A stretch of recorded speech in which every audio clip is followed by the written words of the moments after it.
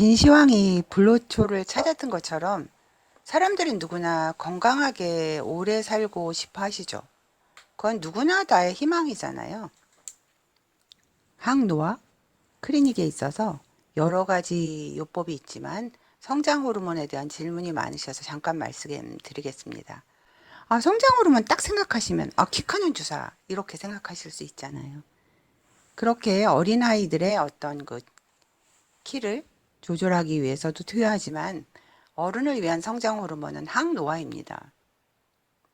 우리 대뇌로 들어가면 대뇌 안에 뇌하수체라는 게 있어요. 뇌하수체의 전엽에서 분비되는 호르몬입니다. 근데 성장에 관여하는 호르몬이고요. 청소년기에는 뼈의 성장, 길이, 근육 증가에 많은 도움을 줘요. 근데 이 성장 호르몬은 우리가 이제 수면을 취했을 때 많이 분비가 되거든요. 그래서 어린 아이들이 충분한 수면을 취해야지 뼈도 근육도 튼튼해집니다. 이 부분을 확대해서 본 부분이 여기 뇌하수체거든요. 뇌하수체에 전엽에서 분비되는 호르몬이 여러 가지가 있습니다. 유주분비 호르몬, 부신피질 호르몬, 갑상선 자극 호르몬 여러 가지가 있는데 그 중에 하나가 성장 호르몬이에요. 이 뇌하수체 전엽에서 난소의 호르몬 분비도 관정을 하거든요. 어떻게 말하면 그 말초에서 나오는 호르몬에 대한 그 총체적인 지휘자죠. 여성 호르몬을 예를 들면 난소에서 나오는 호르몬이 자식이라면 뇌하수체에 있는 그 호르몬은 아버지인 것이에요. 조절을 하는 것이죠. 성장 호르몬이 제대로 분비돼야지 키가 큽니다. 대한민국은 최근에 가장 그 키가 과거에는 굉장히 작았잖아요. 근데 아주 초스피디하게 키를 키운 나라 중에 하나입니다. 물론 영양도 굉장히 좋아졌죠. 그런데 입시에 그렇게 시달리는데 우리 아기들이 하여튼 키가 커졌어요. 성장 호르몬이 제대로 분비가 되려면 푹 재워야 됩니다. 푹 재워야 돼요. 성장 호르몬이 떨어지면서 우리가 근육도 약해지고 뼈도 약해지고 어른들이 얘기하시는 나이살이 찝니다. 남성도 여성처럼 몸매가 되고 여성도 복부의 비만 같은 것들이 늘어나게 되는 것이죠. 그래서 키라는 것은 물론 엄마 아빠의 키를 계산해서 아이들의 키를 예상할 수가 있습니다. 그러니까 성장 호르몬이 충분히 나오면 키를 푹 키울 수 있어요. 훌쩍 쑥 키울 수 있습니다. 나이가 드시면 뇌하 수치에서 성장 호르몬 분비가 떨어집니다. 성장 호르몬은 20대 후반부터 떨어져요.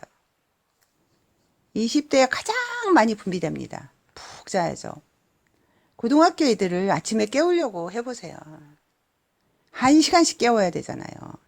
그러니까 좀 농담으로 말씀드리면 잠에 골아 떨어진다 그럴까요? 보쌈을 해가도 모를 정도로 자잖아요. 그런데 어른들은 대학병원에 가고 각 병원에 가시면 수면 전문 클리닉이 있어요. 왜냐하면 나이가 드실수록 초저녁 일찍 주무시고 일찍 일어나십니다. 또한 잠의 깊이가 얕습니다. 그렇기 때문에 성장 호르몬 분비는 20대 이후부터 매 10년마다 14%의 감소를 보입니다. 65세가 되시면 20대 분량의 몇 프로? 50% 정도밖에 안 나옵니다. 그래서 성장 호르몬은 항노화의 아주 중심일 수가 있고 사랑을 하는 데도 필수입니다. 뼈도 튼튼하게 만들어주고 지방이 덜 축적되게 합니다. 심장 기능이 향상되죠. 그냥 푹 자고 나니까 뇌 기능도 개선됩니다. 그러니까 오장, 신장, 뇌, 심장, 장 기능도 향상되죠. 우리가 굉장히 피곤했다가 푹 자고 나면 그 피곤감이 다 어디 갔지? 아침이 되면 이렇게 느끼시는 게 개운해지는 느낌이 들잖아요. 그렇듯이 성장 호르몬은 근골격계를 유지해주고 항노화에 필수입니다. 성장 호르몬을 맞고 나시면 복부 지방이 감소되는 효과를 볼 수 있고요. 기억력이 좋아지는 효과도 볼 수 있고 몸이 좀 상쾌해지는 느낌? 붓는 느낌이 덜 하시는 느낌? 피곤한 느낌이 훨씬 덜 하시죠. 숙면을 취하실 수가 있습니다.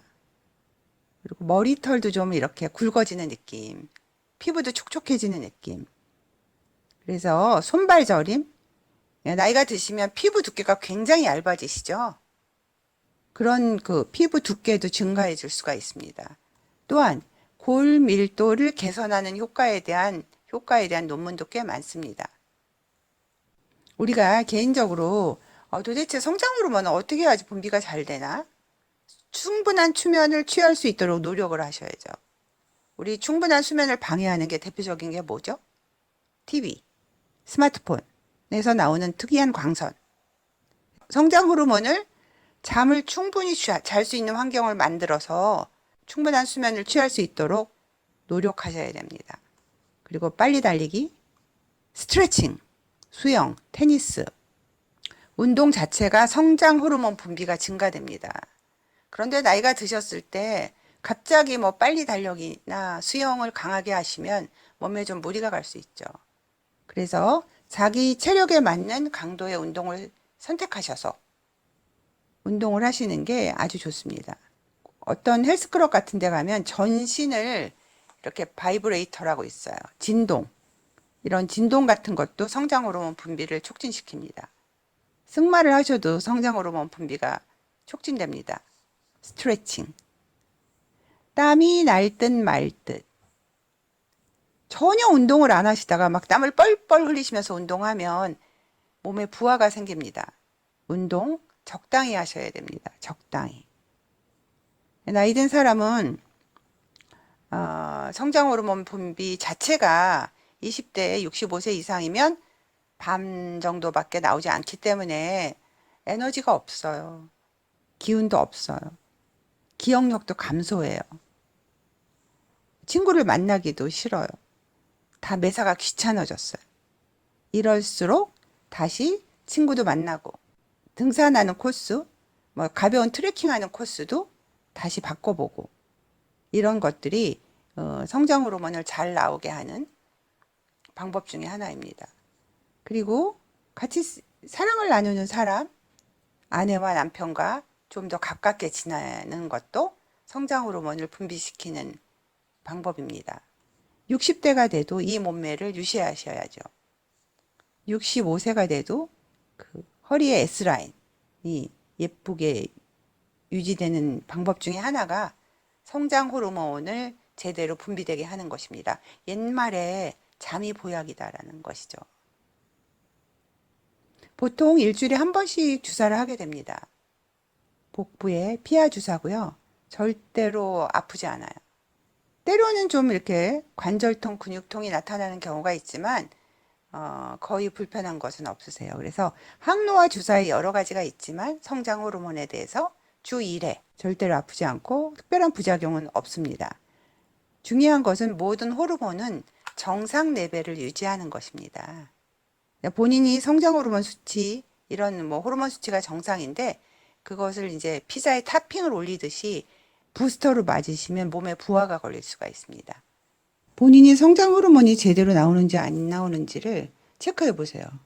낮에도 계속 졸려요. 집중력과 기억력이 떨어집니다. 사람들과 어울리기 싫어요. 치매가 걸리거나 이러신 분들은 막 화를 내시는 경우가 있잖아요. 그래서 감정 조절이 잘 안 되는 경우도 좀 성장 호르몬이 결핍되는 사인 중에 하나입니다. 매사에 자신이 없어요. 하고 싶지 않은 일, 못한다는 일이 늘어나죠. 쉽게 화를 내거나 불면증 때문에 종종 밤을 새곤 합니다. 그리고 이제 고단백 시기가 아주 중요합니다. 노인들 오시면 이래요. 입맛이 없어서 그냥 김치에다 찬물에다 말아 먹었어요 이래요. 고단백 시기가 성장 호르몬 분비를 촉진시킵니다. 살코기, 생선, 버섯류 등을 규칙적으로 섭취하셔야 됩니다. 탄수화물 섭취를 좀 줄이시고 떡, 빵 이런 것들을 좀 줄이셔야 됩니다. 그리고 한꺼번에 하루에 3번 드시는 게 아니라 6번 조금씩 자주 과식을 절대로 피하셔야 돼요. 근데 이 세상에 너무나 먹을 게 많잖아요. 옛날에는 고구마를 쪄서 먹기만 했는데 지금은 뭐 고구마 스낵부터 고구마 파이, 고구마 튀김도 얼마나 종류가 다양합니까? 피자, 고구마 피자. 너무 맛있잖아요. 그래서 음식이 너무나 다양하고 많기 때문에 우리 입이 쉴 수가 없어요. 잠자기 전에 과식은 절대로 피하셔야 돼요. 혈당량이 높아지면서 성장 호르몬 분비가 감소됩니다.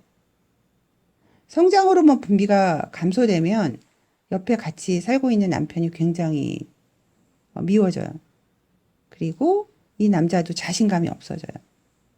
그래서 행복한 부부의 삶은 1000억 이상의 가치가 있거든요. 그래서 두 분이 좀 100세까지, 130세까지 인꼬처럼 원한같이 사시는데 필수적인 게 성장 호르몬이라고 생각합니다.